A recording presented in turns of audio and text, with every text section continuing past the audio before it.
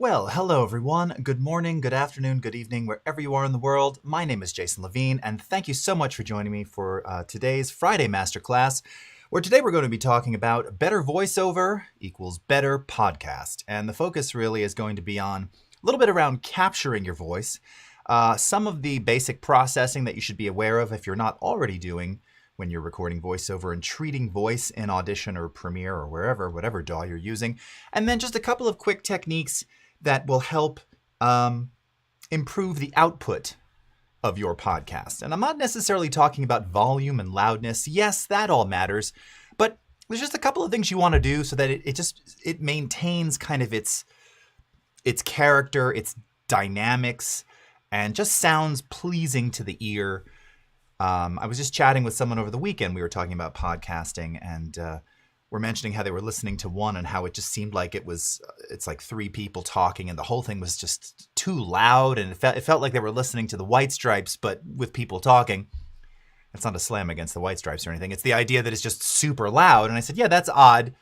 Voices shouldn't be, smacked up against your face when you're listening to them in headphones. That's just my take on it. You can do it however you want. In any case, lovely to see you all here. Of course, we're coming to you live across YouTube, Behance, Twitter, Facebook. So thank you so much for watching. If you want to comment live, this is the chat that I will be following. So you can post some questions there. You may have noticed today that the lighting is a little different. You've seen as I've featured my little shark puppet imposter offspring doing gaming videos. Well, the problem with 9-year-olds, soon to be 10-year-olds, is that the word gets out. And they had a little play date at my house, and all the kids wanted to make gaming videos. So I had to shoot and do a whole multicam thing with all these kids. It was pretty fun, actually. Pretty funny, actually.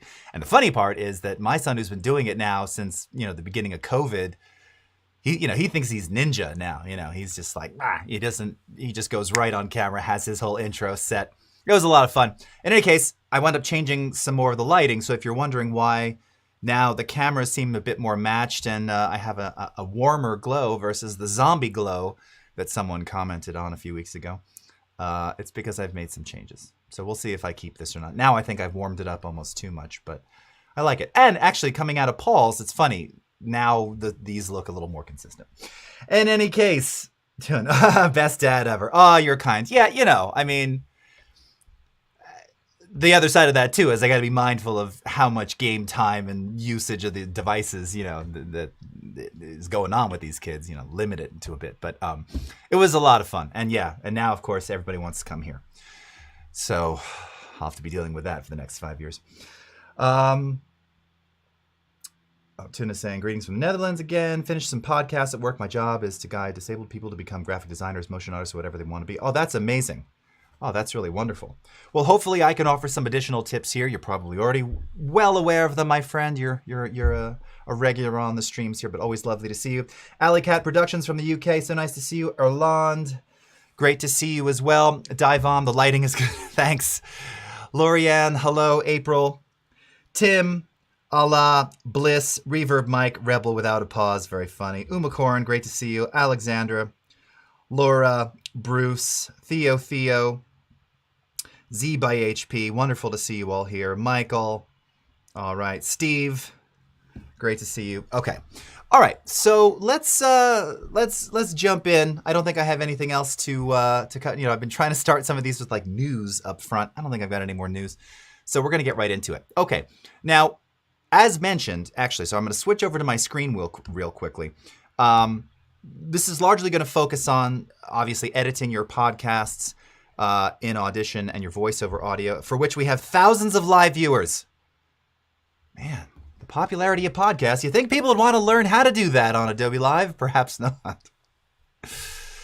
So much for revisiting this topic. I was going to say, now, I'm not going to cover all of the microphone considerations and things around microphones. As I've done in the past. You can actually check out my channel or the Creative Cloud YouTube channel. May of 2020, I did a whole masterclass auditioning different microphone types. And that's really one of the first sort of fundamental things you need to identify when you start your podcast is which microphone are you going to use. Now, again, I'm not going to go into all of that.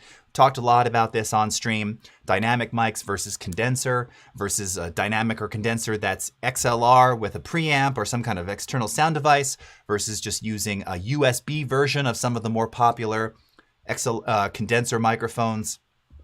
Maybe you use like the headset style mic, what works best. And as I've said many times on stream, making many HP references, the microphone ultimately dictates the voice that works with it. You can choose a mic and go, I want that one, but it doesn't mean it's going to sound great on your voice. And there's many things to consider there, as we've discussed. Condenser microphones, by design, are going to be more sensitive. They're going to pick up a lot more. There's going to be a lot more clarity in those upper and high frequencies, but they're more sensitive, meaning you don't want to be shouting right into them. If you're the kind of person who sort of eats the mic, you don't really eat condenser mics. Eating, by the way, means just getting right up on the capsule. You don't do that by nature because that can cause all kinds of unwanted overmodulations and pops and distortions and things. But overall, when you're using condensers, which is typically what they'll use for vocals, for singing and things, the understanding is you're going to just have a bit more of mid-high-end clarity, all right? Not to say that you don't have clarity with dynamic mics, and those are some of the most common in podcasting, like the Shure SM7B, like many of the Electro Voice. Actually, Rode has a copy of the EV RE20. It's a copy of this classic broadcast microphone. Those are dynamic. Those you want to get right up on. Shure SM7B, a lot of people get those mics to podcast. And first thing they notice is, why doesn't my voice sound big and warm? And why is there no amplitude? Well, those mics, they actually have a very, very high SPL, sound pressure level, which means you got to get right up on them to really get the benefit of the sound. And they use something called proximity effect to add to that warmth, to that bigness that you tend to get with those. But it doesn't work with every voice. So that's the thing. So that's something to consider. And then, of course, you have placement of microphones. All of this stuff matters. Now, for today, I've already recorded a couple of really quick little VO intros for you, so I don't have to record here. I'm focusing on the MKH 416. I'm going to switch over, you can see it right here. This one, okay? We're working off of that mic today, which is what I use for broadcasting. Typically, I'll use this if this is for some kind of video or film thing, but if I'm doing straight voiceover, I don't typically use this one. I'll use the other Audio-Technica 4050 that you've seen me using here. But I want to also take a moment here to showcase using your iPhone with one of my favorite apps that we have in Creative Cloud, or I should say as part of the Creative Cloud offering, which is Adobe Capture. And Adobe Capture added audio ingest at the end of last year. And it's really fantastic. It's not only fantastic because it just makes it easy to capture audio on the go with the device that you always have, but as you've heard me talk about many times, the audio capture, particularly on iPhone, I can't speak to Android. I haven't used Androids in forever, so I can't speak to them. But just the native audio capture on iPhone is phenomenally good. That's using their own app. And the same applies to using audio capture inside of Adobe Capture CC. It's a free app in the App Store. You can get it today. It is also for Android, so you can leverage it there. So we're going to go into audio here, and I'm just doing this to kind of just showcase the ease of doing this, but also so that you can kind of hear ultimately the output and the quality. So let's go ahead and go in here and go into recording mode. Now, a couple of cool things about this app. If you look up at the top, there's this little person icon. I'm tapping it right there. And that's going to allow you to choose between voice recording and ambient sound. So part of the idea around having this audio capture module inside of Capture is, are you doing sort of voiceover, or are you doing like ADR, dialogue replacement, or just maybe just a quick something? Or are you trying to catch ambient sound Foley, for sound design, right? You've been looking in your catalog of sound effects for traffic sounds or whatever it is, and you just haven't found the right one, and suddenly you're on the street and you're like, oh, that's the sound I need. Go in here, tap, choose whether you're going to use voice or ambient, and then it's going to allow you to create a recording and then give you some additional options based on those types of recordings, okay? So this is a great way to, again, capture ambient sound or capture voice. For this, we're going to capture voice today. Super easy to do. They still have the camera element happening behind it, which is arbitrary. It means nothing. It's just there and it's on. Some people complained about it. It doesn't really bother me, but there's no point to it necessarily. So let's just record some very quick audio here. And we're going to feature, talking about podcasts. A friend of mine over the Super Bowl weekend was telling me they actually want me to start a podcast around sort of ambient piano music, classical and ambient piano music, solo piano, where I'm just playing for 2-3 hours and maybe chiming in every now and again with some anecdotes. Would anybody listen to that? I'm curious. You know, there's a lot of these YouTube channels with lo-fi hip hop and stuff, and you know, I'll occasionally listen to one of those for about 8 seconds. I find those very boring. They don't go anywhere. You know, again, I'm a music snob, so for me, it's like if the music's not going anywhere, I can make my own background nonsense. But something that actually goes somewhere and has some kind of emotion to it that changes over time, does that interest anybody? Or does no one care? I'm happy to do this podcast with this friend, but I don't know if it's... I actually think it could be great. I'm just curious if anybody would listen to that. Classical piano. And classicalized pop songs. It's a licensing nightmare for me, but could be interesting for some of you. Okay, let's go ahead and hit record. Hi, this is Jason Levine, and you are listening to Piano Feelings. By the way, that isn't necessarily the name, just so you know. Hi, it's Jason Levine, and thank you so much for tuning into Piano Feelings. We'll catch you next week, where we'll be playing the catalog of The Doors. Until then, rock on. Hi, it's Jason Levine, and you're listening to Piano Feelings. Also kind of sounds like I'm doing an NPR commercial there. Okay, so I stop, I can resume and continue, or if I click the checkbox here, it's checkbox, check mark. If I click the check mark, it'll transcribe and allow me to finalize the audio. Now, I'm letting it do this thing in real time as you're seeing here. It's about 28 seconds. Here's what's super cool about Capture. You can edit your recording via the text you spoke, as you see here, on screen. That's awesome. So you can actually do edits here. Now, I'm not going to do that now because that's not the point of this, but just showing you that you can actually come in and you can see it didn't get it all right. Let's see, it says, this is Jason Levine and you are listening to Piano Feelings. By the way, this isn't necessarily the name. Casino. Heist. That's funny. Heist, Jason Levine. Hi, it's interesting. Anyway, that's fine. You also have this little button at the bottom left here. Bottom right, sorry. It's there.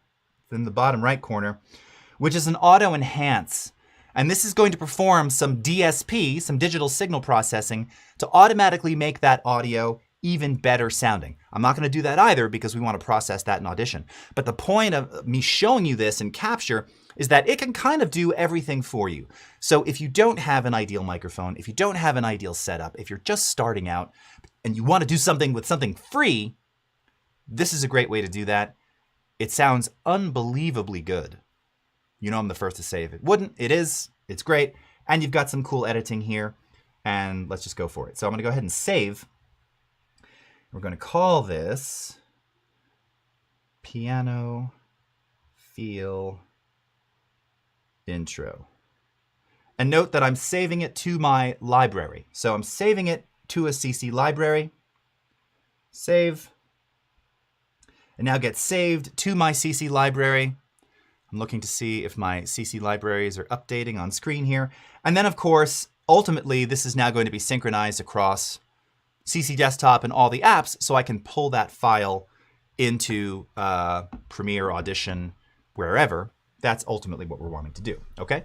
So let's go ahead and bounce back over. Now, we're going to see how long that sync, it should already be there, but let's see. Checking on some cues here. Laura Staneva, could you recommend a mic suitable for travelers, compact but good? Interesting question there. Well, you know, again, so Rode makes a whole series, RODE, of mics for DSLR. They now make them for your mobile devices. Some connect via Lightning, some connect more traditionally. It depends. I guess it depends what sort of gear you're traveling with. You know, if you certainly there are plenty of USB microphones that come with like a nice little case. Many of them are condenser microphones, again, sensitive, slightly more breakable than a dynamic mic. Any one of those can really do the trick. Again, it depends on the kind of voice you have. When in doubt, again, I'm just saying Apple earbuds because that's the phone I have. The earbud microphone can be decent. It's a little bright.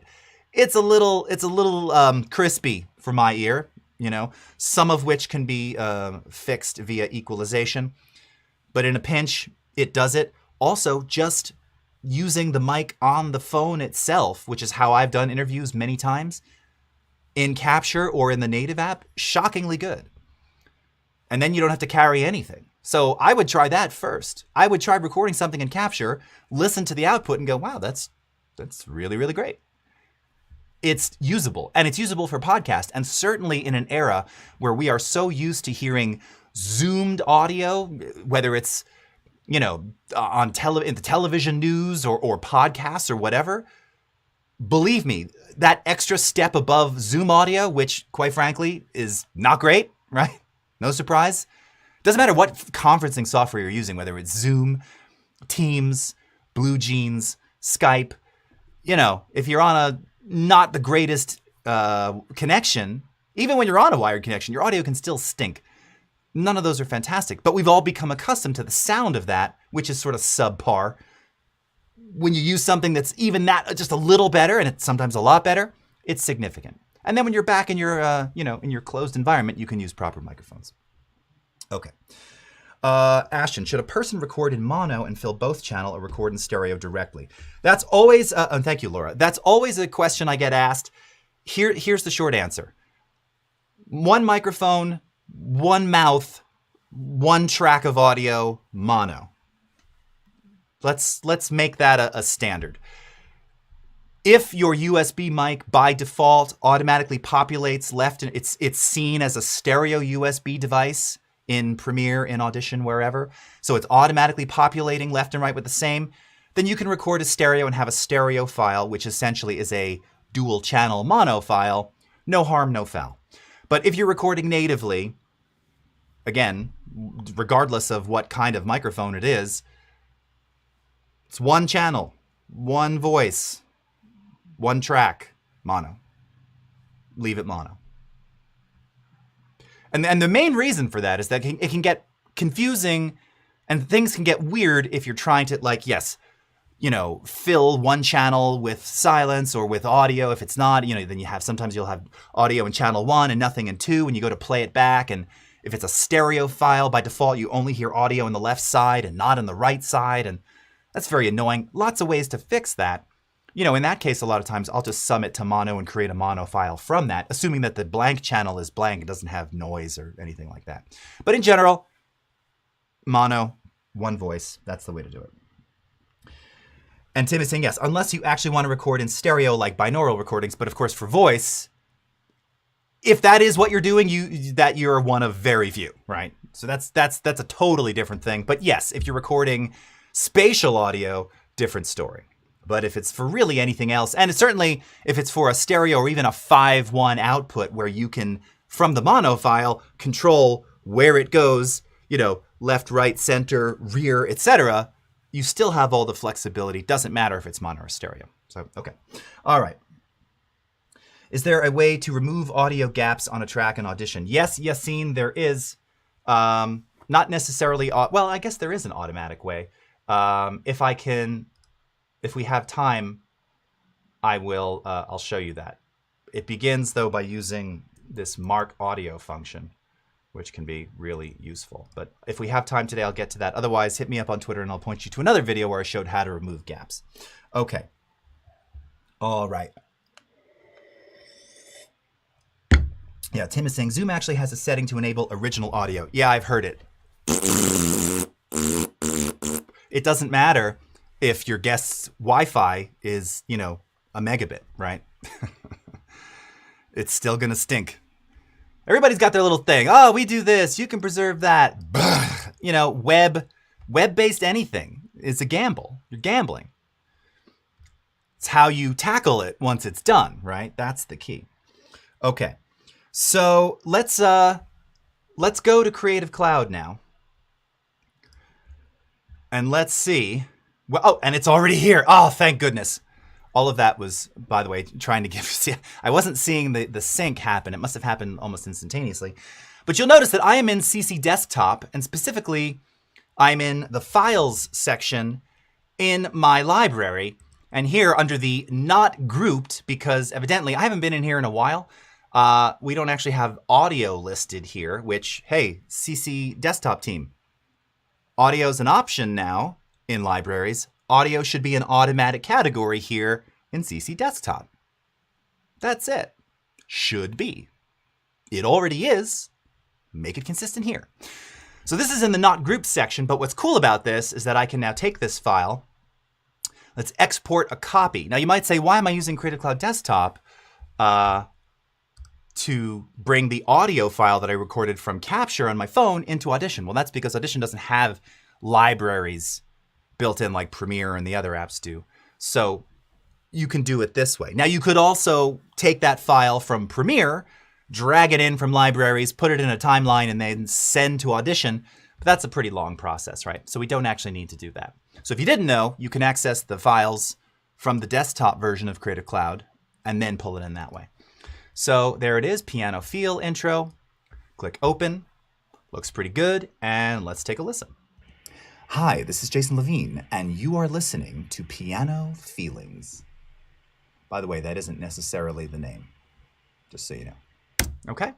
So first of all, what I love about this is that the waveforms look very healthy.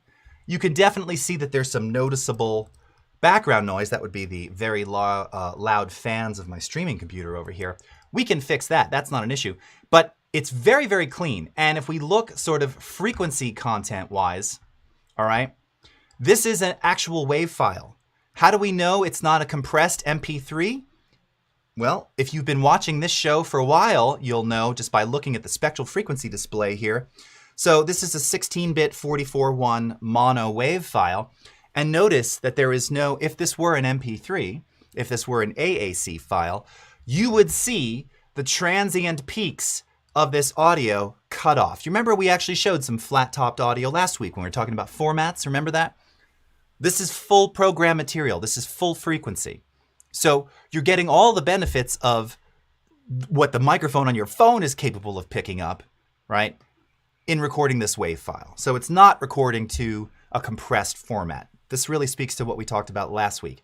So you're getting an uncompressed example here, all right? Now, again, is this the greatest audio recording ever? Well, doesn't have to be, but is it clean? Yeah, and once we tackle some of this noise, it's gonna sound great. So this is the first thing I'll like to do and what you should do, and I say you should do it. Yeah, you should, because before you do anything, figure out what's going on in here, right? You wanna look at it spectrally because you want to be able to see, all right, what's going on. So first of all, again, as we look at this, remember color is amplitude, right? We've got our frequencies along our vertical axis. As we can see down here, we've got a lot of this sort of lower mid-range noise. The phone was also picking up, there's like this consistent little ringing tone around 3.5K. Don't know what that is. You can see that there's also some lower range noise. This is probably a little bit of the hum coming off of the computer speaker there. Not a lot of stuff up top. That's better for us. That's going to mean that this is going to be a cleaner sounding noise-reduced voiceover. Again, that's a good thing. And then overall, it just looks pretty good, pretty healthy. And if I take a look at my amplitude statistics, which is a panel that I know you've seen me show on here a million times, peak amplitude, we're below 0, no clipped samples, all right? Average ITU loudness is around -24. So theoretically, this voiceover, unprocessed, would technically be legally passable for broadcast voiceover audio. Not bad for something you did on a free app, right? Not bad at all. And you have the benefit of having it be full fidelity. That's the one thing that I noted on quite a few of the other third-party apps, both on iPhone and Android back in the day, is that they tended to just sort of capture an MP3, even at the higher bit rates, and you'd get this kind of cutoff and you'd end up with some swirly, swishy artifacting. So you don't have that here, which is really nice. All right, so once we've identified what sort of needs a little bit of help, now we can come in and start to tackle some of those issues. So again, we're not going to go into all the processes here. I don't want to spend a lot of time on noise reduction, but I do like to point out our denoiser. This got modified a couple of versions ago. Now we do have the classic noise reduction. I still resort to that one. Sometimes this one does it for me and I don't need to do anything else. Let's take a listen here. Now, as we saw, most of the noise was focused in the lower register. There was a little bit of sort of high end, you know, you can see up here, which you really can't even hear at 19K. In fact, I don't even know if that's coming through on the stream, if you can see. It's super low amplitude. Yeah. And this looks like actual like digital noise. This is probably from the phone being plugged into an HDMI, into power, which is then powered into the computer. And you're getting this little at 20 kilohertz, which, you know, at almost 50, I can still kind of hear. It's more perception, probably, if I'm being honest with myself. But no one else is really going to hear it. And also, it's so low amplitude. You know, that's 20 kilohertz resonating at, you know, somewhere between minus 60 and minus 40 dB. So, you know, it's just really, really quiet. But ultimately, we want to get rid of that too. So if we go back to denoise here, this is where we can choose, do we want to sort of denoise across all frequencies, just the high end, just the low end, the mid-range? For this, it's probably safe to use just a broadband all frequency reduction. And let's take a listen. Hi, this is Jason Levine, and you are listening to Piano Feelings. By the way, that isn't necessarily the name, just so you know. Hi, it's Jason Levine, and thank you so much for tuning into Piano Feelings. We'll catch you next week where we'll be playing the catalog of The Doors. Until then, rock on. Okay, no, I'm fine. I didn't bring my headphones to put on right now, so I'm kind of listening to noise, trying to denoise, got denoise on the stream. You might not even hear the noise because it's being denoised live. Doesn't matter, we're going to eliminate it visually here. All right, and you can right away see that those sections have been greatly minimized, right? And that's the key, is they've been minimized / attenuated. They might still be there. You're just not going to perceive them as being there. And all of that upper noise is virtually gone.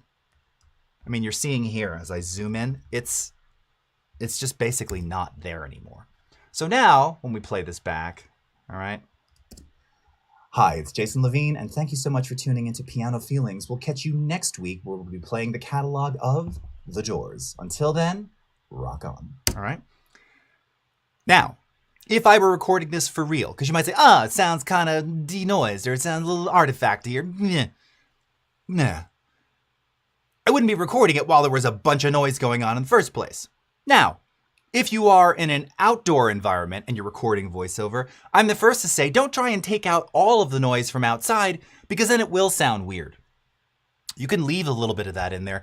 And that's where using something like the more traditional noise reduction, for my money, actually works even better because of this thing that we have here called spectral decay. Now, again, you can check out my previous streams on noise reduction specifically, because what that'll allow you to do is to leave some of that background noisy ambience there, but just below the level of where you still perceive it. So in other words, when someone is talking, you're just not, it might be windy, you might hear some ambient noise, but you're just not, your brain isn't perceiving it because it's more focused on the content, what they're saying.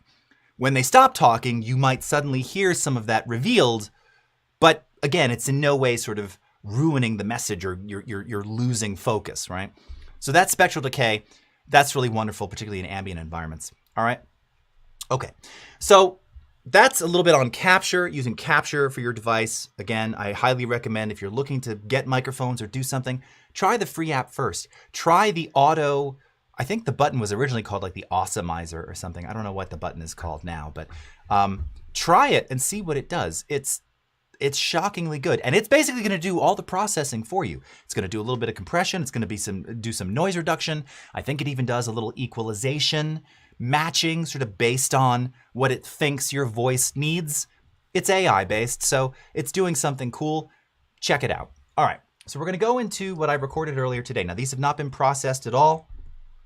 All right, and talk talk about how we would go about processing this. Okay, so this was again done with the MKH 416.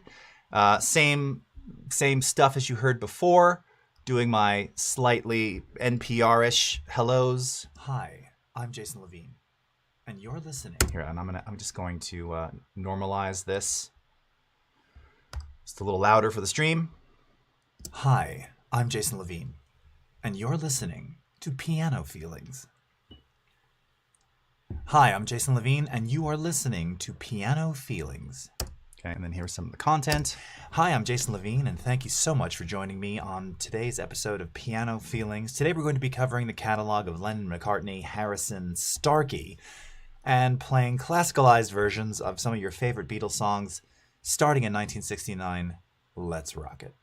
Okay, as mentioned before, first thing I'll do is run Amplitude statistics. Take a look here.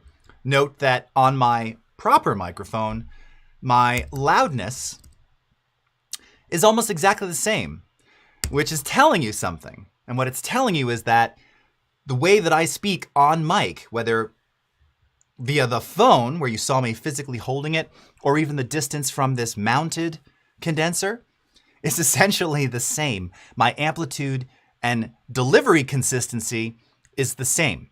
And this is one of the things that doesn't get spoken about a lot among voiceover artists, especially when you're new in the biz, is being consistent, right? Being consistent in your actual delivery, having the right amount of stored energy to deliver a message consistently that has the same level of amplitude. Yes, there should be some dynamics when you get excitable, but the idea is you want consistency because it just makes the voice more pleasing to listen to, right? So this just comes with practice and time.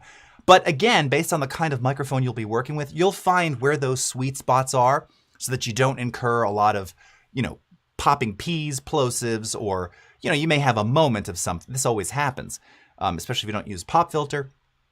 But you're really trying to go for consistency because then you actually can use less processing at the end to still kind of preserve the original sound of that recorded voice, all right?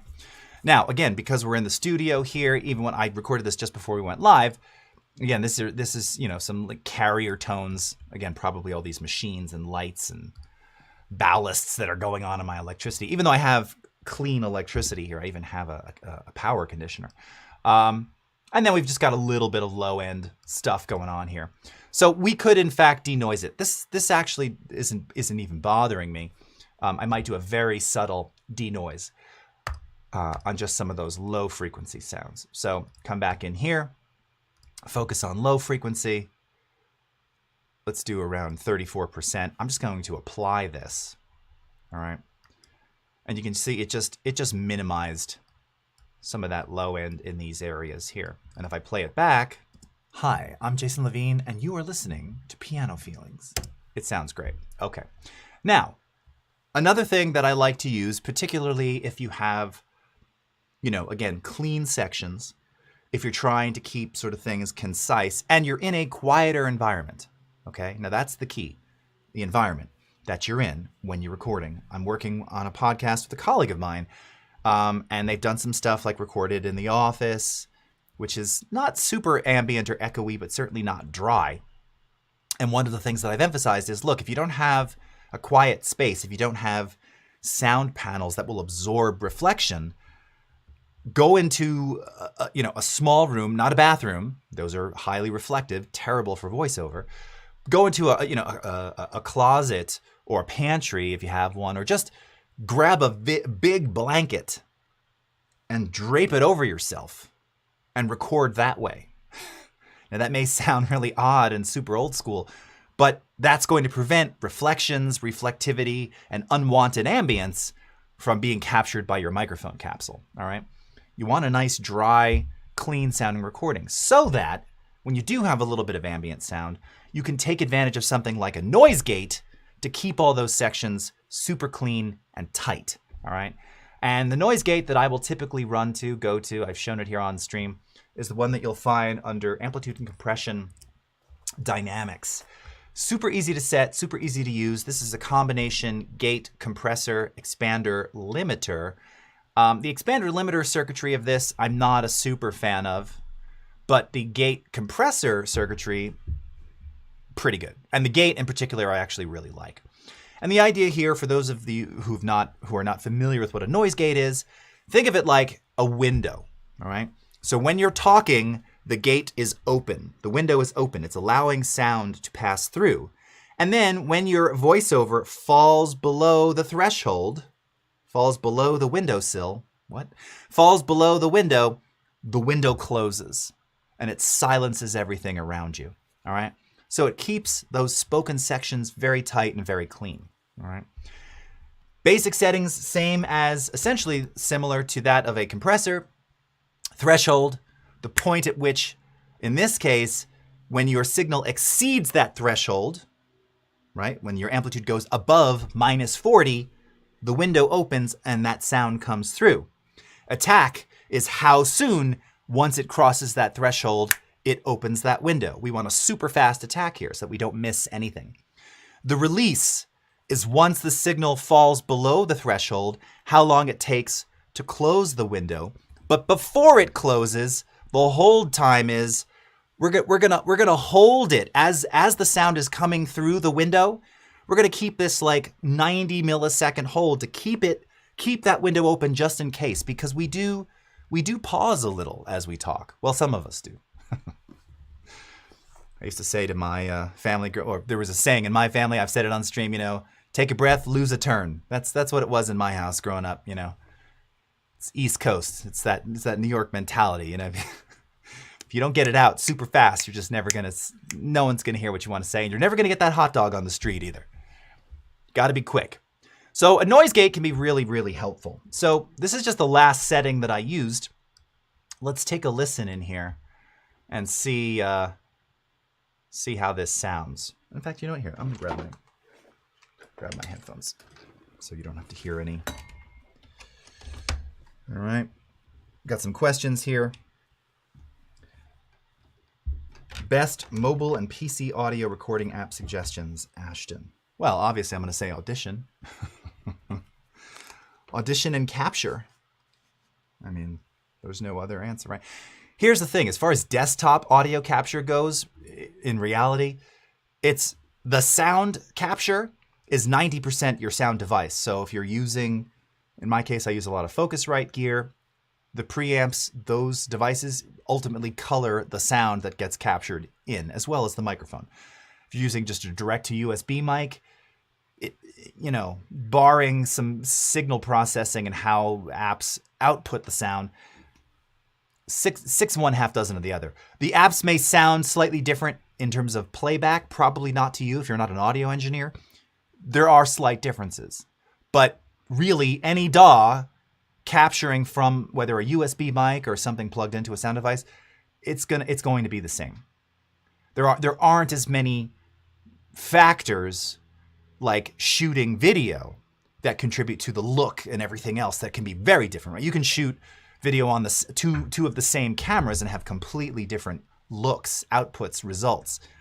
Microphones, again, now placement matters. If you're talking on mic and the microphone is facing that way, you're gonna have lousy recording, unless that's what you're going for.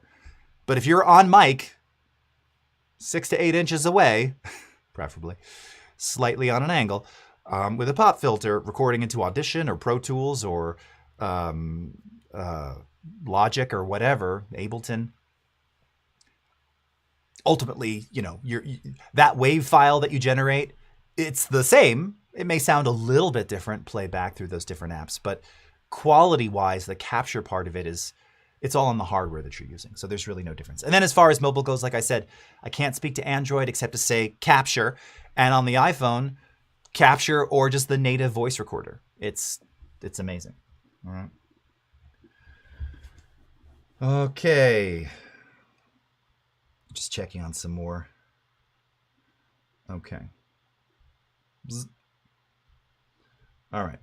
Dozens of questions. Okay. So let's take a listen here and see how this noise gate is working. So first, let's keep the noise gate off and see what this sounds like. All right. And in fact, here, by the way, I'm just going to, just to make it a little more amplified for the stream, I'm going to add a little bit of limiting. right? Which will also amplify any unwanted noise, which will be great for the purpose of this. Okay, so let's take a listen. So here we've got the noise gate is currently off, okay? Hi, I'm Jason Levine, and you're listening to Piano Feelings. Okay, so in here, again, I don't know if you're hearing that on stream. A little bit of me breathing and stuff. Again, not noisy. It's just the ambience of, you know, me taking a breath. If I turn that gate on and play this back. Hi, I'm Jason Levine, and you're listening to Piano Feelings. Hi, I'm Jason Levine, and you are listening to Piano Feelings. Hi, I'm Jason Levine, and you are listening to Piano Feelings. And if you're paying attention to the level meter at the bottom, you can see that after I speak, that the level meter doesn't just go, it's not instantaneous. It doesn't just close the window full speed. That's what this release and hold time are doing, right? They're giving that window a little bit of grace, you know? It's not like the old school windows that we had in my house growing up where somehow, as you were opening them, you had to fight to get them open, but the second you tried to close them, they just went, gah, and they could take your finger off. Great design, builders of the 1950s. But the release and hold time here essentially prevent that. And you could adjust those based on the audio that you have. Now, what you're looking for here, again, with this metering, when it's red, that means the window's closed, right? So let me just wind back again. Hi, I'm Jason Levine, and you are listening to Piano Feelings.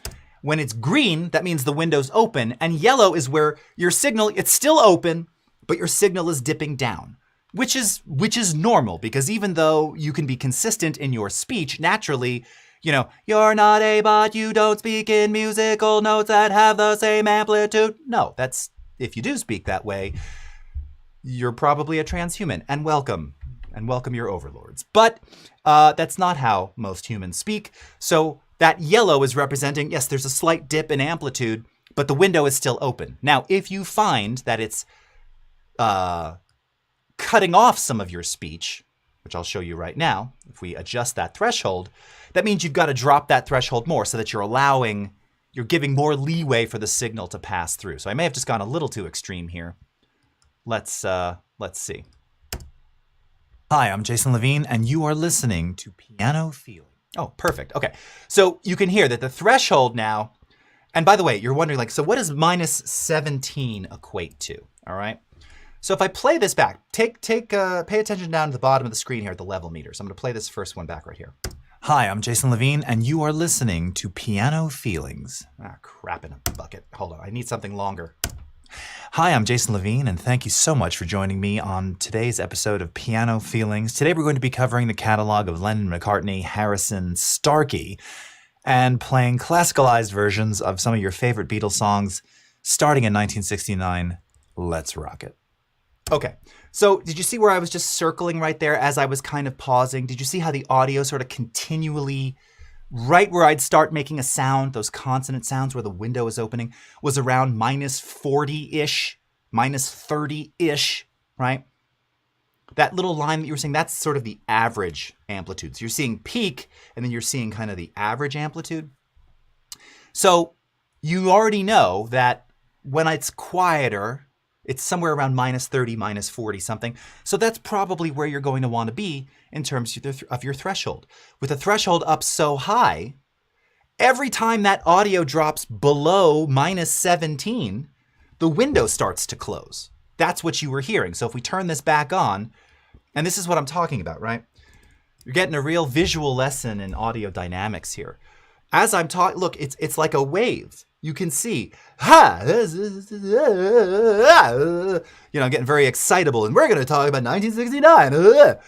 It's getting louder over time, right? So it starts out high, because I'm a broadcaster voice, right? And it's loud with a transient, and then it gets a little quieter, and then I pump it back up again for a little emphasis, and then I cool it down. man. And then, again, a little emphasis. And you can see that emphasis gets a little bit louder and then dips down slightly and then gets louder and louder and louder still. And then it gets quieter again and then louder still with a slight attack transient and then quieter. We dynamic, yo. That's how people speak. We're dynamic. We change. So you want to be careful with that threshold so that you're not cutting yourself off. And in this case, we know that that level is somewhere around -40. So if we go back to dynamics, go back into here. Oh, what did I just do? Oh, it's over here. Sorry. Let's turn this back on. Let's readjust live. We'll play it back on this one since it's nice and long. Hi, I'm Jason Levine, and thank you so much for joining me on today's episode of Piano Feelings. Today we're going to be covering the catalog of Lennon, McCartney, Harrison, Starkey, and playing classicalized versions of some of your favorite Beatles songs starting in 1969. Let's rock it. Now, this time I went to around -37. It was even a little more natural, and I was listening in those little pauses where I was taking breaths. Those pauses were, if I'm just looking at them visually, I'm saying these are like 300-ish milliseconds, give or take, maybe 4. Well, actually, I can be completely accurate. If I look here, I make a selection, my little breath right there, and then I look down at my duration setting. Oh, look at that. 377. 323 millisecond release. With a 90-second hold. So that's a little over 400. It's sounding very natural. So as the window closes, it's closing. I do my little breath. It's not amplified. It's getting quieter as I'm going into the breath. And then the window opens back up again. It just sounds totally natural. Is any of this making sense? So I'm timing the closing of the gate against my breathing to sound natural. It just happened to work out that way, but that's what you're trying to do. Sound natural. Now, if you were to, again, go like no release, no hold, might be, I'm not really stopping enough here. Let's see if you can hear it in these sections. Hi, I'm Jason Levine, and thank you so much for joining me on today's episode of Piano Feelings. Today we're going to be covering the catalog of Lennon, McCartney, Harrison, Starkey, and playing classicalized. Okay, so there you go. So you can hear Starkey, and the window closed, and then you heard like a clipped piece of my, because the breath is not, the window's trying to open on the breath, but the breath is super low amplitude, right? And it doesn't get, doesn't generally get louder. It's usually like, right? That attack, that first transient is loud, and then it gets quieter. So with no release, it's just, I'm doing all these hand motions. Is any of this making sense? All right. So this is really helping you kind of dynamically control the pace and the rhythm of this. All right. Very, very nicely. Very, very easily. All right. What is the key you're using to select the specific area, says Ashton. No key. I can tell here, right, that this is silence and or breathing.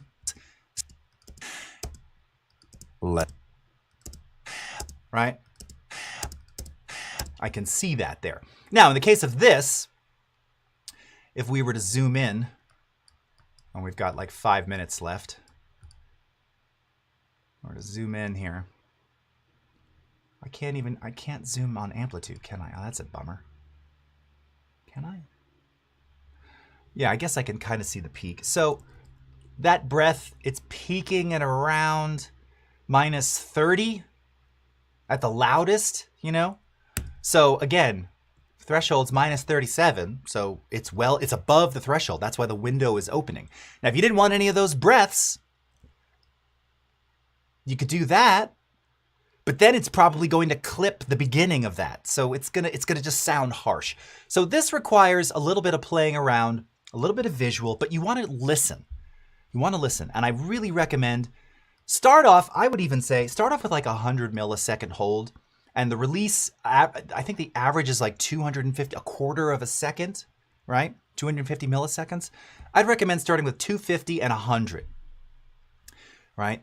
Fast attack in general, right? Especially for voiceover. And then use that threshold. And you'll hear it. When it stops cutting off the beginning of your consonants, you'll know you set the threshold right. And then it's when you pause, when you take those, when you slow down, that's when you're listening for the release and the hold times to see if you've done it right. All right? So in this case, we've got this sounding good. I'm going to go ahead and apply this. All right? And now when you take a look, notice that in between all the sections of talking, it's just black. Right? And what that means is silence. There's just nothing there. So it's clean. It doesn't sound weird. It sounds the way it's supposed to be. Hi, I'm Jason Levine. Thank you so much for joining me this week on Piano Feelings. Today, we're going to oh, that's where I messed up what I was saying. But it's clean. It's nice. Hi, I'm Jason Levine. All right, go to the ending here. Starting in 1969, let's rock it. Starting in 1969, let's rock it. And you can even see the window was closing there. It almost closed entirely. And then I said, let's rock it. And the window opened again. Natural. Very hard to get that first time around with a gate. But once you figure out how to do it, you will love it. You will never not use it. Be careful if you're in a really noisy environment and you didn't denoise your file, that noise gate is going to sound very weird. I hear this on a lot of podcasts, actually. It's a little shocking. And I think it's because I think that Rode, is it called the Podcaster? It must have, I know it has like built-in compression and other effects, but I hear a lot of people using the built-in gate. And the problem is a lot of people are not in treated environments. What happens is, yes, it's silent in between the talking sections, but when you get to a section where you're talking, all that noise is still there. So it tends to sound a little weird. So you'll want to denoise before you gate. All right, if the noise is kind of slightly more obtrusive, okay? If it's minimal as it was here, you don't even need to denoise very much at all, if at all. Okay. All right.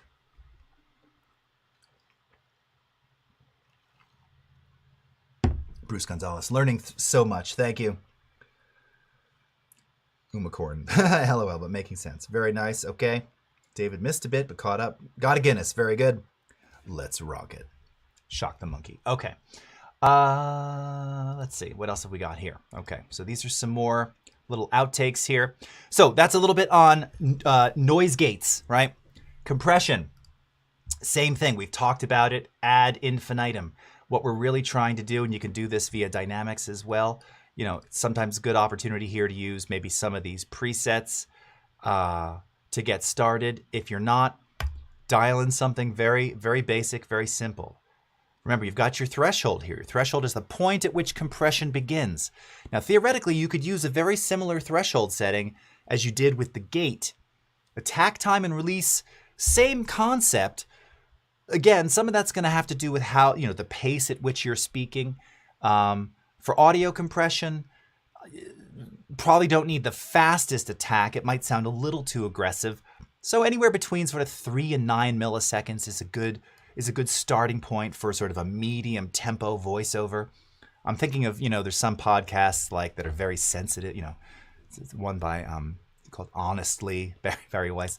It's very, very calm, very, very super calm. You could probably get away with a slightly longer attack time because of the nature of how they're speaking, right? Ratio in this case, we don't want this to be necessarily in your face. So I would say 3-to-1, 4-to-1, pretty standard ratio for, again, medium tempo voiceover. And then the makeup gain is once you compress things down, how much additional amplitude you want to give it. So if we take a listen here, you've been listening to Just Play Music. Stay tuned. You've been listening to Just Play Music. Thanks for listening to Just Play Music. We'll hope to catch you next week. Thanks for listening to Just Play Music. We'll catch you next week and every week right here on Piano Feelings. And notice, the gate is closed. So all of this little, whatever these little glottal sounds are, whatever that is, right? all of that is just eliminated because the gate is closed, right? Now, same thing here. This was recorded, as mentioned, same mic. So maybe we do a little bit of denoising on this because there is some of that background noise. Again, just the minimal amount, just to clean it up ever so slightly. Again, like we did around 33% here to get rid of some of that low-end gunk, and then go back into our dynamics. Go ahead and use our processing here. All right, let's play it again. Play it again, Sam. Thank you for listening to the Just Play Music podcast. Next week, we'll look at the blues. Till next time, rock on. Okay. You've been listening to Piano Feelings. Thank you so much. Okay. Process that. Looks good. Evened out some of those dynamics as well. Again, here's the before. Look at all of our peaks all over the place. After a little bit of compression, again, you can watch my compression tutorial to learn how to set your compressor properly. Everything is very even now. Now we can come in here and we can normalize this. Let's normalize it to -2. All right, run our amplitude statistics. Okay, no clipped samples, peaking at -2. You can see we're using about 80 decibels of dynamic range here. Average loudness now is around -20. So we could still amplify this even more. We could add a little bit of a limiter onto this to give it a little more oomph for our final podcast, like I've shown you in last week's episode, and deliver that. And it's just going to sound good and clean and big and warm and present and ready to be shared. All right. So this is really just a tip of the iceberg, touching upon some of the things you can do with podcasts and voiceover and using Adobe Capture. We've got the DCC coming up next, so stick around for that. Until next time, have a great rest of your morning, afternoon, evening, wherever you are in the world, and we'll see you again next time. Take care, everybody. Bye-bye.